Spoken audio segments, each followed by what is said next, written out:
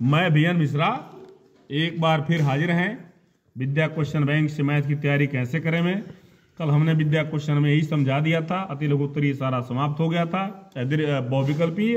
अब शुरू होगा अति लघु उत्तरीय। देखें क्वेश्चन समय न लेते हुए पहला क्वेश्चन फिगर देख के आपको लग रहा होगा बड़ा टेढ़ा है, फिगर बनाइए। ये यहाँ मिल गया, ठीक है, और ये यहाँ मिल गया यहाँ लीजिए। ये पॉइंट है ए, और ये पॉइंट है ई, और ये पॉइंट है डी, ये पॉइंट है सी, ये पॉइंट है बी। जरा हम बता दें, किसी भी वृत्त के बाहर से स्पर्श रेखाएं जो खींची जाती हैं ना, वो दोनों बराबर होती हैं, ठीक है। वो यहाँ पर ध्यान दीजिए, यहां से इधर खींचा गया है और इधर खींचा गया है, तो ए ई बराबर ई सी, ई ए बराबर ई सी। दूसरा क्या है, ई पी बराबर ई बी, हो गया बराबर। तो ए ई प्लस ई डी, ए ई प्लस ई डी कहाँ है भाई, ये डी है, पी नहीं है, ये डी है, ठीक है। ए ई दोनों को जोड़ दीजिए। क्वेश्चन नंबर 1, क्वेश्चन नंबर 2, दोनों को जोड़ेंगे तो इधर वाला इसे जुटेगा, E A plus E D is equal to E C plus E B. यही ना प्रूफ करना है, हो गया। दूसरा आइए, कह रहा है वृत्त की त्रिज्या 5 सेंटीमीटर है, वृत्त की त्रिज्या 5 सेंटीमीटर है। ये किसी बाह्य बिंदु से एक स्पर्श रेखा खींची जाती है, बाहर बिंदु से स्पर्श रेखा खींची जाती है। चलिए खींच लिया, पी से है। अब कह रहा है कि स्पर्श रेखा की लंबाई 12 है, तो उस बिंदु की वृत्त के केंद्र से दूरी, उस बिंदु की वृत्त के केंद्र से दूरी यानी कि ओपी पूछना है। तो ये समकोण त्रिभुज बनेगा ना, ये इस पे लंब लिखेंगे, चूंकि ये मान लीजिए क्यू पी लंब ओ क्यू, ठीक है। त्रिज्या स्पर्श पर लंब होती है। अब समकोण त्रिभुज से ओपी का स्क्वायर, ये कोण हो गया 5 का स्क्वायर धन 12 का स्क्वायर बराबर 25 धन 144। ओपी बराबर करनी में 144 बराबर 12, ये 169 होगा, सॉरी, ये हो गया 13, इसका मान आ गया 13, ठीक है।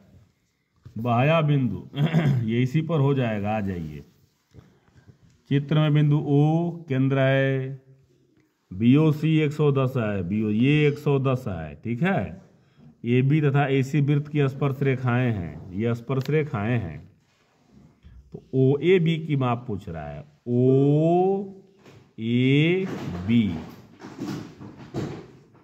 OAB की माप पूछ रहा है। अच्छा चलिए उसका माप निकाल दीजिए।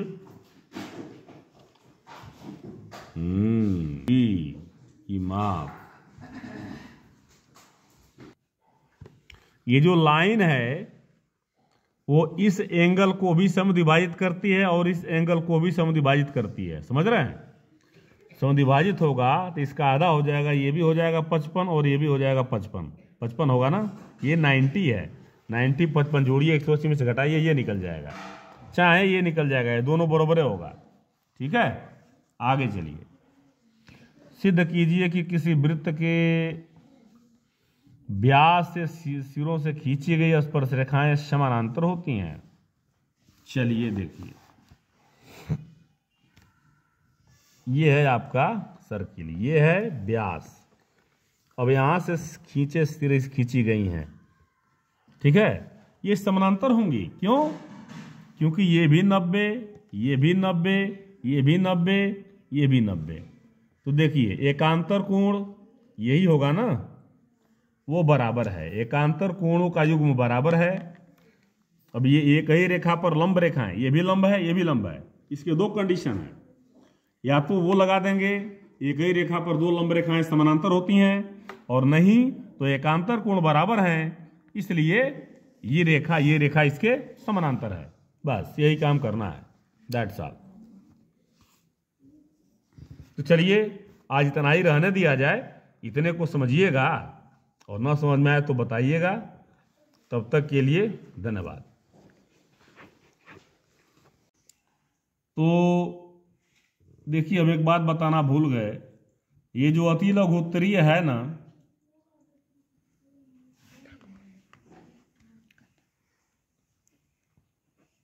क्वेश्चन है, ये सब समाप्त हो गया। मैं पन्ना पलटा हूं तो पता चला है ये समाप्त हो गया। अब हम लोग कल से पढ़ेंगे लघु उत्तरीय। ओके, हम तो लघु उत्तरीय अभी शुरू कर सकते हैं, लेकिन आपके समझने में हो सकता है कि ज़्यादा एक ही दिन में समझा दिया जाए, तो हो सकता है कि आगे का समझ में आता रहे, पीछे का भूलता जाए। बहुत लोग ऐसे होते हैं, एक कान से सुनते हैं दूसरे कान से निकाल देते हैं, तो उसमें क्या आप न रहें, एक कान से सुने तो उसको माइंड में रखें, दूसरे कान से निकालें ना, उसमें रुई डाल लें कि निकले ना। बात समझ में आई? चलिए तब कल मिलते हैं फिर, धन्यवाद।